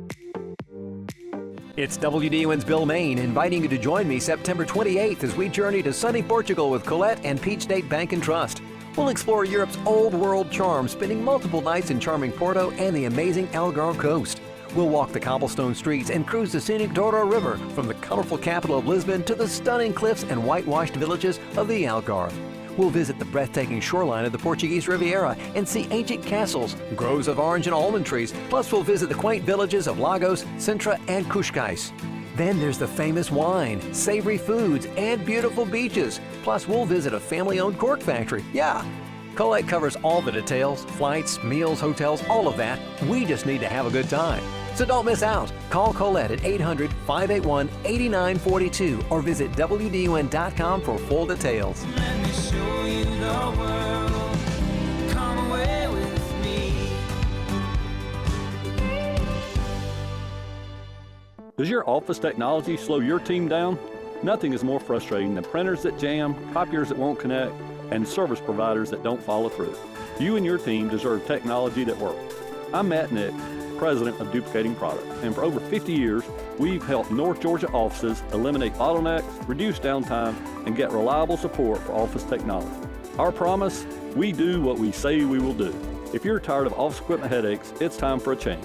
Visit us today at duplicatingproducts.com. My name is Whitney Allen, and I'm a widow. After my husband died, the last thing I wanted to think about was money. Ethos made it affordable to get life insurance. Signing up was fast and 100% online. I knew that I could pay our mortgage and have food in the fridge. I could focus on my kids. No one ever tells you how much you're going to depend on that policy. I am so grateful we had coverage. Get your free quote at ethos.com/save. That's ethos.com/save. Paid spokesperson. Time spent on application may vary. Online health questions required. Oh, hello. It's me, the calculator that lives inside of TaxSlayer. And let me tell you, I love numbers. 1040s, 1099s, W-2s, all of them. With TaxSlayer, anyone can file a federal return for just $22.99. You'll get 100% accuracy and your biggest possible refund guaranteed. Now those are great numbers. Need help along the way? We've got US-based real human support. File by February 8th for just $22.99 and get the refund you deserve. TaxSlayer. File fearlessly. Always here, always local. From the Access WDUN Hardy Chevrolet Newsroom, flags fly at half-staff over the state capitol and in Gwinnett County Saturday for a fallen police officer killed in the line of duty. Details at Access WDUN and coming up on North Georgia's News Talk. Use the Access WDUN Talk and Text line, presented by M&R Rental at 770-535-2911, and be part of the conversation. From the Northeast Georgia Health System studio in downtown Gainesville, it's the Martha Zoller Show on AM 550 and FM 102.9 WDUN. Welcome back to the Martha Zoller Show. I'm Tom Smiley, filling in for Martha. She'll be back with you next week, and then I think I'm scheduled to come back maybe the middle of the month for a day or two, and then maybe a week in March. So we'll have some time together. What a great conversation with Dr. John Boxavanis. I mean, orthopedic surgeon. He's a great doc, but he's also the Greek Tavern, which I've eaten at several times. Great food. You should go try that. Check that out. But I really enjoyed his conversation about student athletes, and I'm gonna get him back on. Maybe when I come back on in March, get him on for a full segment or two, and maybe take some of your questions, some of your health-related questions, because he made some great points, especially about student athletes. And he knows what he's talking about, both from a professional perspective, and also he has two daughters that were, very well-accomplished basketball players and sports and athletes. And so he knows about that from a parent perspective, too. So I'll have to get him back on maybe in March, and we'll talk more about that, because that's very interesting to me. I do think his point's well taken. Our kids are doing too much, entirely too much. When you've got a middle schooler or a 9th or 10th grader doing year-round sport events, training, and I just don't know if that's good for their bodies. But we'll talk more about that later. Let me get to some text, because this has been a record text day. Record text day. I started off the program asking 3 questions, and I asked you to send your text messages in regarding these 3 questions. I said, what do you feel about illegal immigration? Just the worst of the worst, or a combination of the worst of the worst and maybe not so much of the worst, or everybody who's illegal? I wanted to know your answer to that question. Now, we even talked about that in the previous segment. You heard from J.D. Vance. You heard from Barack Obama. So we had some great audio for you there. Also asked about ICE walkouts in schools, middle schools and high schools. And it wasn't great to have Superintendent Schofield on. Very clear, very concise, very matter of fact. This is how we do business in Hall County schools. And I really hope our news department will pick up some of Superintendent Schofield's comments, because he hit some really strong nails right on the head. And I really do appreciate his comments. So we've got a lot of text. And the third question was, am I allowed to live? I mean, not allowed. Obviously, I am allowed. But is it my right to be able to live anywhere? Like, should I be able to live anywhere, regardless of the finances? I want to move over here. I should be able to go over there, regardless of how much money I have. Well, you know what? the truth is we all can't live anywhere we want because we all can't afford to live anywhere we want, right? I mean, I'd like to live on a mansion on top of a mountain somewhere in the Caribbean, if they have mountains out there, and overlook the water. But I can't live there. I could rent. I can rent there. I can rent for a day or two. But I'm not supposed to. I mean, I don't have the wherewithal to live there. It's not my.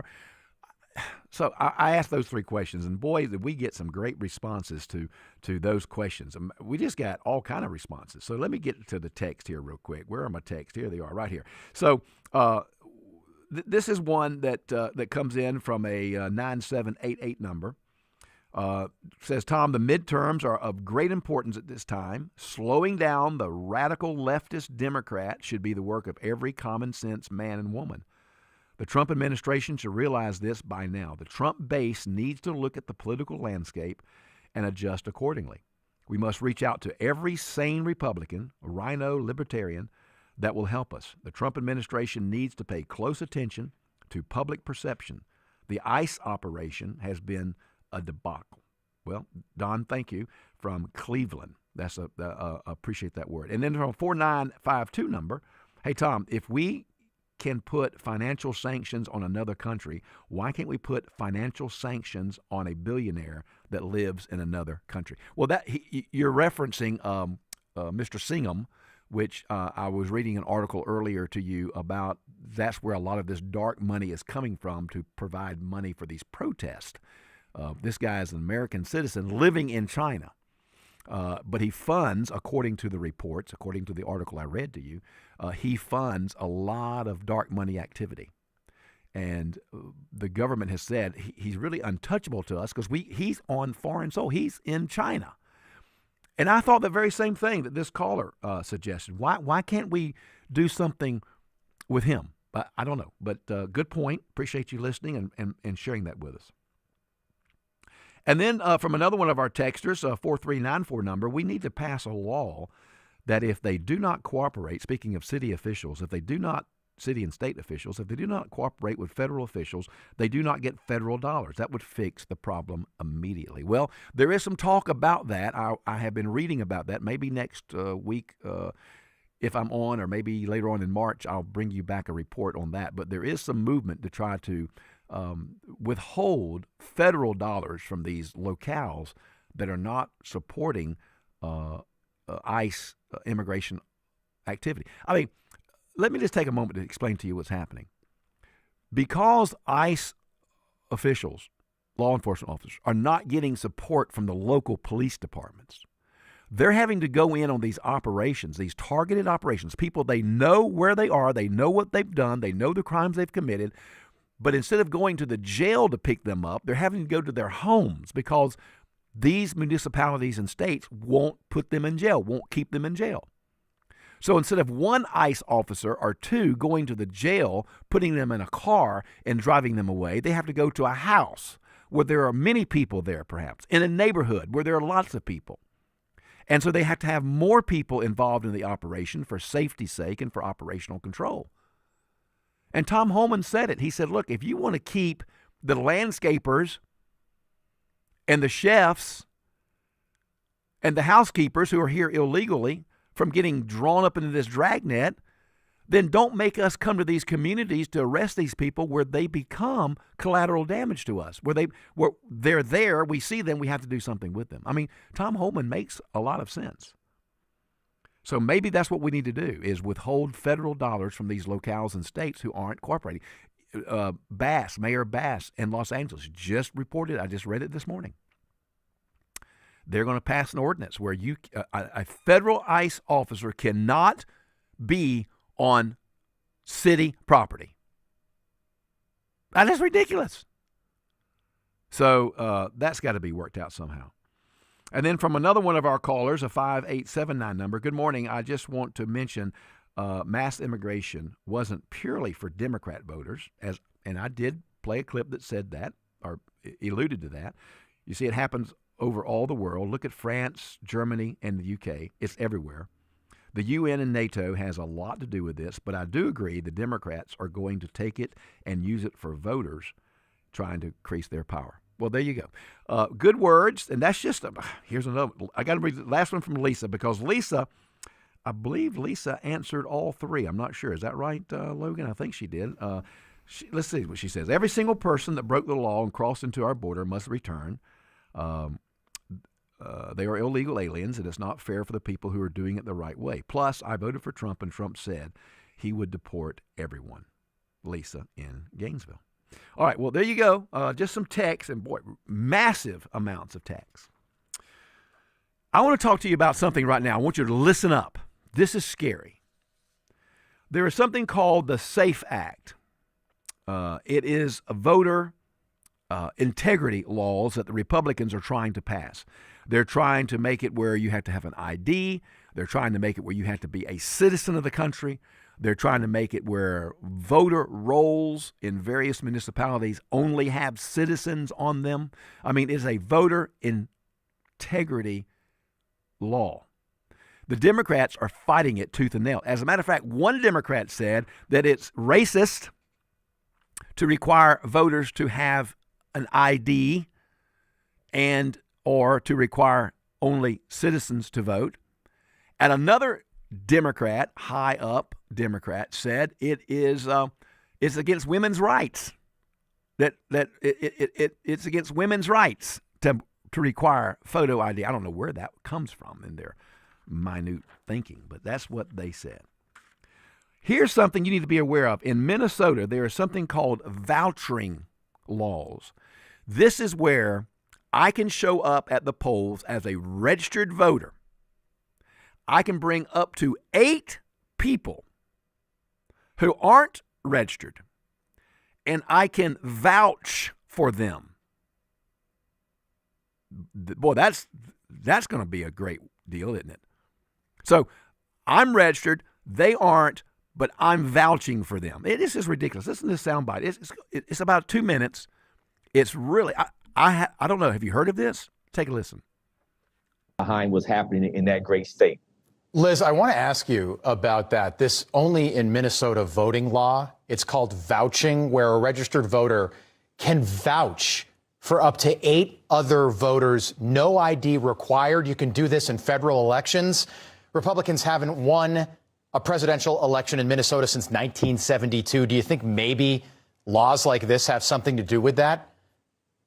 Absolutely. Attorney General Pam Bondi has been very clear about this. We want your voter rolls in Minnesota. And in many ways, I think this anti-ICE rhetoric is very manufactured. That is what they're after here. And the question has always been, well, just give it over. What are you hiding? I will say many voting laws passed in recent years in Minnesota that election integrity groups have been critical of, including that vouching law. This system allows a registered voter to vouch for up to 8 other voters, while employees of residential facilities may vouch for an unlimited number of residents under that law. Another law you don't hear about, you also don't have to provide an address in Minnesota when registering to vote. So no physical address is needed, and they say that this allows the homeless population an opportunity to vote. But many laws passed in 2023 hold on. under Governor Walz. Liz, I'm sorry to cut you off. The homeless population, fine. But the illegal alien population as well. I mean, does it sound like what you're describing? Like you can walk in as a registered voter and bring 8 of your friends and they get to vote too, no voter ID? Yeah, again, several laws, all passed under 2023 under Governor Walz. No Republican support at all in the legislature, and I mean, that is one of many. It's crazy. And you think about 2024, Donald Trump did fairly well in Tim Walz's home state. That is absolutely amazing. I mean, can you believe it? And the Democrats are willing to shut down the government in order to maintain that kind of voter fraud activity. Listen to this.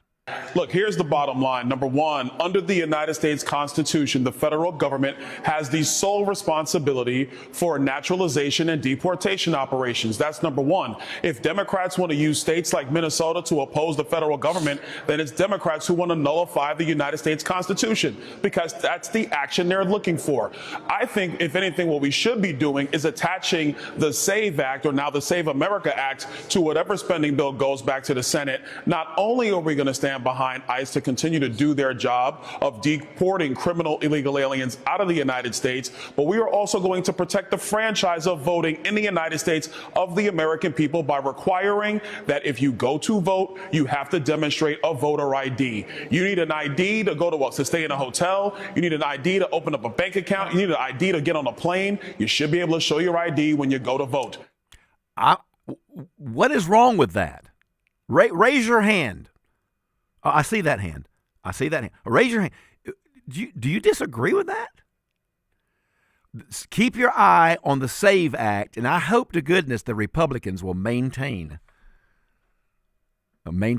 hold the line on this. All right, last thing to go out. This is kind of interesting. This is a pastor, a black pastor of a black church, saying to Don Lemon, you remember Don Lemon who invaded the church the other day with the protesters? Don't bring that here. Don Lemon, don't come here. You roll up in this church doing stuff like that, and it's going to be the Royal Rumble. And the funny thing is, I'm not joking. We have worked hard. We built the church in the name of the Lord. We dedicated it to the Lord. It's built for worship. Our blood, sweat, tears, and finances are in this place. And some people who have never darkened the door of the church and never contributed one dime to it gonna roll up in here and disturb our service and scare our children and shout obscenities in the church. That will not stand in this church. Oh, I love that pastor. I love that man. Never met him. I love him. God bless him. His courage. All right, look, I've had a great day. Thank you so much. It's been a lot of fun. Martha will be back with you next week sometime, and I look forward to seeing you again soon as well. I am Tom Smiley.